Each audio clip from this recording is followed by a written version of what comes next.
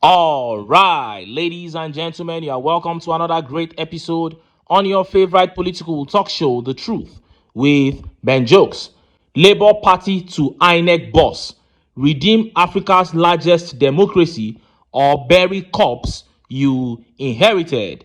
The Senator Nenadi Usman-led Labour Party has implored the newly appointed chairman of the Independent National Electoral Commission, INEC, Professor Joash Amukpeton, to prioritize Nigerians in the handling of his new assignment.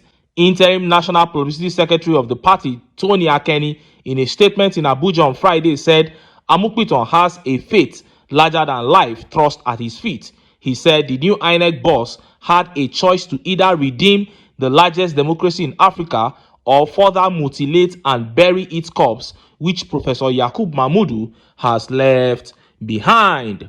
Now, anybody who is thinking that this new INEC boss, Amukpeton, is going to serve the interest of Nigeria is only fooling himself. This man was appointed by Tinubu and is going to serve the interest of the man who appointed him. Just forget about trying to get him to do anything for the people. I have said it. It is only the process that is transparent that we can work towards, which is a process that must include the transfer of election results from the polling unit to the IREV. When we get that in place, we don't care. Even if it is the devil that is the INEC chairman, it will not matter. But if you are looking for a person that you can trust to do the right thing, you are not going to find that person in Nigeria's electoral process in another 10 to 15 years. Now, let us look at the top stories. First is that one coming out of southwest Nigeria. Tinubu's rejection in the southwest continues to worsen. And next is that big one coming out of National Assembly. This one shows the level of confusion within the APC. Senate President Godswill Akpabio put up a speech heavily condemning the Tinubu administration, and Nigerians were like, wow, I thought you people said you had done so well. Before I show you details of these top stories and how Nigerians reacted, let me quickly show you this video. You know, I have said it a number of times that what they call peace deal between local governments and bandits is actually a situation whereby these local governments are surrendering to the bandits. Some of you will think that I'm just sweet talking. Now, watch this video by retired Major General Umar Muhammad. See the video. Actually been watching and seeing that there are some agreements or negotiations with bandits. Let me state categorically that I have stated it several times that you don't negotiate with bandits from position of weakness. And you don't negotiate with bandits and then you allow them to go with their weapons. So to me, if the government wants to negotiate with them, first of all, the government should ensure that the armed forces should be able to use that lethal force to subdue them and force them to come to the table. So this doesn't make sense to you? They come to these agreements, they sign, and then they leave with their weapons. There is no disarmament. It doesn't make sense. It does not make sense at all. It doesn't. How do you liken it to the amnesty deal with the Niger Delta militants under the Yar'Adua administration? Well, this is why I say, you see, like that amnesty deal at that time, what was done is that they all agreed to an amnesty, and based on that, they submitted their weapons. And then the government gave them something to do. You saw that. That was retired Major General Umar Muhammad there telling us how the conditions that lead to a peace deal should be. Now, first of all, it is even wrong that we are talking about having peace deal with these people after they have unalived many Nigerians. As I'm speaking to you, as you are watching this video now, many Nigerians' lives are being taken by these same bandits all across Nigeria. It is not only in the northwest now. I was telling you the other day about what is happening in Kogi State, the Igala part of Kogi State. People are close to paying bandits levies there already. As of 3 months ago, when I got the intel firsthand, I am sure that by now they would have started paying bandits. So they are planning to make this a national phenomenon where everybody will be paying these bandits. So this is not even a situation where we should be talking about peace deal with people that are trying to take over the nation. But then the Northwest are saying, okay, it has become so bad that we have to resort to peace deal. But what are the conditions of the peace deal? It is clear that the Nigerian state is surrendering to these bandits, because it is communities that are begging bandits to come and enter peace deals. And this retired Major General was saying that you are supposed to force them, you are supposed to defeat them, and they will be left with no option than to come and lie down in front of you, drop their weapons and surrender. But in this case, they come, they sit down, they call the shots, tell the communities what to do, tell them how much to pay, and they return to the forest with their weapons. This is a total loss, total surrender under the Tinubu administration. And the likes of Nuhu Ribadu and CDS and all these army chiefs are lying to Nigerians that they are in control. That is not the actual situation. Nigeria as a nation in many parts of our country has surrendered to bandits. How does that make you feel as somebody from northern Nigeria? How does that make you feel as somebody from southwest Nigeria or southeast and south-south? All over Nigeria, if you are a reasonable person, this kind of information should break your heart. And I am telling you that this is how it will continue. As a matter of fact, it will get worse under the APC. If we want to turn things around, we must come together, cast our sentiments aside, and get the APC out of power. Now, let us look at the top stories. First is that one coming from southwest Nigeria, as Tinubu's rejection continues to worsen amongst Yorubas. And next is that one coming out of National Assembly. The level of confusion in the Tinubu camp is so high that AKPABIO came out with a speech completely condemning the Tinubu administration. Now, you may call this hypocrisy or pretense, but the level of confusion of the people has to be astronomically high for them to come up with this kind of self-contradiction. Let's start by taking that update from Afenifere in southwest Nigeria. Look at how the papers reported it. Afenifere dismisses presidency claim of economic turnaround.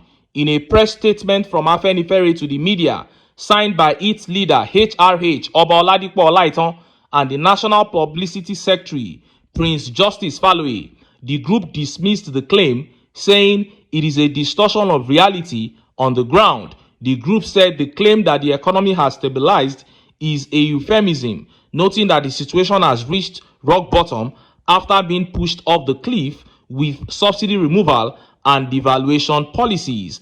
It stated, when a $10 billion subsidy with $200 billion production multiplier effect is removed, when the economy falls by $200 billion, it would stop falling. Now that the GDP has fallen over 50% from $477.8 billion in 2022 to now $187.8 billion, we are being told on Independence Day to celebrate a 4.23% growth.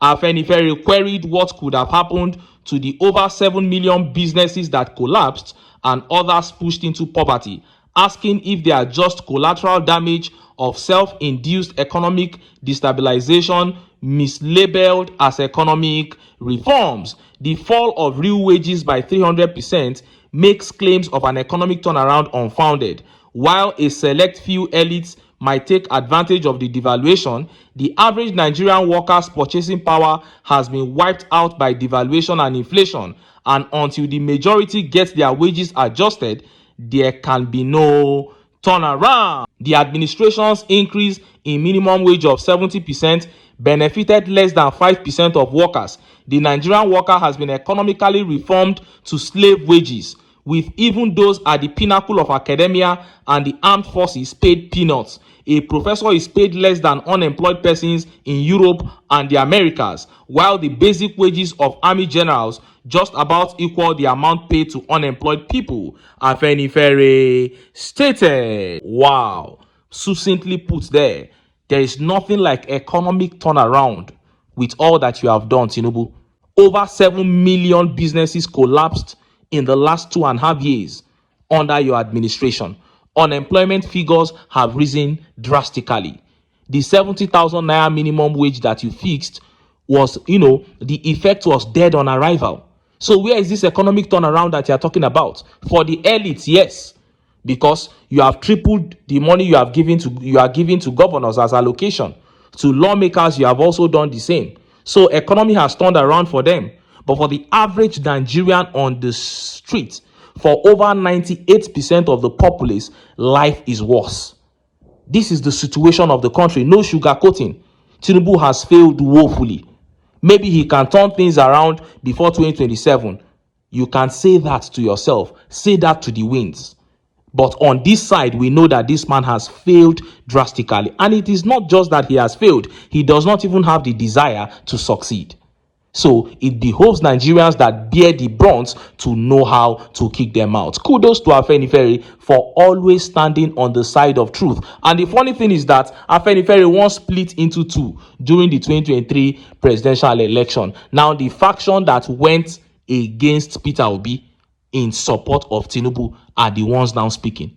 They are tired. They are now ashamed of the support they gave to a fraud. This tells us that tribalism, nepotism, and religious fanaticism will never help us in this country. And just as Nigerians were yet reacting to that update from the National Assembly began making the rounds. AKPABIO put out a speech heavily condemning and criticizing the Tinubu administration. Look at how the papers reported it. Over 33 million Nigerians facing acute food insecurity. AKPABIO. Senate President Godswill Akpabio has disclosed that over 33 million Nigerians are facing acute food insecurity, stressing that the issue demands urgent legislative action. Akpabio, in his welcome remarks at resumed plenary of the Senate on Tuesday in Abuja, also sympathized with Nigerians across the flood-ravaged states of Bayelsa, Sokoto, Zamfara, and others. Akpabio lamented that banners of terrorism and banditry still threaten the country, saying the citizens do not look up to the leadership for lamentations, but action on the challenges confronting them. To every home afflicted by these disasters, insecurity, hunger, and hardship, we extend to them the hand of fellowship and the prayer of comfort. We promise them that we shall not flinch from the duty of relief and redress for our people. Let us also heed the cry from the farms and markets. Over 33 million Nigerians face acute food insecurity, a crisis demanding urgent legislative attention to agriculture, rural roads, irrigation, and mechanization. Hunger cannot be defeated with words. It requires policy, budget, and will. The cost of living weighs upon the family table like an iron chain. The flickering of our national grid leaves cities in darkness and commerce in paralysis. These trials summon us to service of uncommon urgency and to partnership with the executive arm that together we rewrite the story of our nation. Akpabio said the lawmakers must revisit the 1999 constitution to make the country's federal system stronger, strengthen governance, and make democracy more inclusive. Akpabio also commiserated with the families of the 12 forest guards slain in Okeode, Kwara State, victims of both tragedies in the country, and stressed the urgent need for coordination between the federal and subnational governments to mitigate these devastations before they become annual calamities. Now they are a daily calamity, not even annual calamity. And many people will say this is pure hypocrisy because Akpabio is fully part of this administration that has failed so much. But I like this kind of hypocrisy because this is Akpabio putting it out now. This looks like a speech written by Peter Obi. It looks like something that the opposition would say. But Akpabio is coming out to say it now. So let the average Nigerian see it. This should give us strength to fight these people because they know that what they have done to us is wrong. Even though they work for the devil and they cannot stop being wicked to the people, they know that what they are doing is wickedness. So anytime the people decide to stand up for themselves, It will not be strange to them. As a matter of fact, I am sure that even the political class cannot believe that they have been this bad to us and Nigerians have not yet reacted. AKPABIO said the cost of living issue is like a chain upon the necks of Nigerians. It's like a yoke upon the necks of Nigerians, as if we have been enslaved by the inflation and cost of living crisis. Insecurity everywhere. Look at how he described the situation of the nation under Tinubu. Even Tinubu cannot read this speech and be happy with it, because this is a complete indictment of his administration.